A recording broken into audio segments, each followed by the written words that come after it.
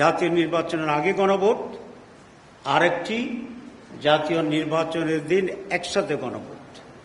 আমরা প্রথম প্রস্তাবটি অত্যন্ত জোরালোভাবে সমর্থন করি এবং জাতীয় নির্বাচনের পূর্বেই গণভোট অনুষ্ঠিত হবে এ ব্যাপারে আমরা নিশ্চয়তা চাই এবং এটি আমাদের সুস্পষ্ট দাবি। আপনারা জানেন,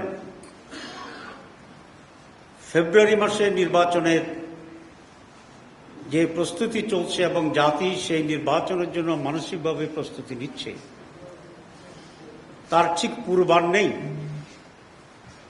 অনেকগুলো সেটেল ইস্যুকে নিয়ে কোন কোন রাজনৈতিক দল এবং মহল থেকে নানা রকম বিভ্রান্তিমূলক তথ্য প্রচার এবং ভিন্ন অবস্থান গ্রহণ করে নির্বাচনের পরিবেশ এবং রাজনীতিতে একটা উত্তাপ ছড়ানো পায়তারা করার চেষ্টা করছে বলে আমরা দেখতে পাচ্ছি। এবং নির্বাচনের অংশগ্রহণ নিয়ে নানাভাবে ফেসবুকে আংশিক বক্তব্য তুলে অথবা নিজেদের মন গড়া বক্তব্য রেখে জামাত ইসলামী ফেব্রুয়ারিতে নির্বাচনে যেতে চায় কিনা এরকম সংশয় তৈরি করার চেষ্টা করছে। সেই জন্যই শুরুতে আমরা বলেছি, আমরা জুলাই চার্টারের পূর্ণ বাস্তবায়ন চাই আইনগত ভিত্তির মাধ্যমে এবং যে সুপারিশ করা হয়েছে একটা আদেশের মাধ্যমে, সে আদেশের মাধ্যমে আমরা জাতীয় নির্বাচনের আগে গণভোট চাই।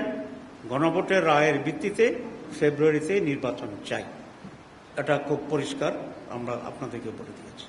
আমরা নির্বাচনটাকে একেবারে স্বচ্ছ সুন্দর করতে চাই, কোনো কিছুকে ভেজাল মিশ্রিত করে আগামী নির্বাচন সংশয়পূর্ণ বা অনিশ্চয়তা এগুলো যাতে কোনোভাবে তৈরি না হয়, আমরা সে পরিবেশটা চাই এবং আমরা সংশ্লিষ্ট যারা করছেন তাদের প্রতি আমি এই আহ্বান জানাতে চাই যে আগামী নির্বাচনকে ক্ষতিগ্রস্ত করতে পারে এরকম কোনো ইস্যুকে সামনে এনে এই সময় ক্ষেপণ করে স্বল্প সময়ের ভিতরে একটি রাজনৈতিক অনাকাঙ্ক্ষিত উত্তাপ এবং সংশয়, মিসট্রাস্টের মানে একে অন্যের প্রতি আস্থাহীনতার যে পরিবেশ, সেটা যেন না হয় আমি সে অনুরোধ করছি।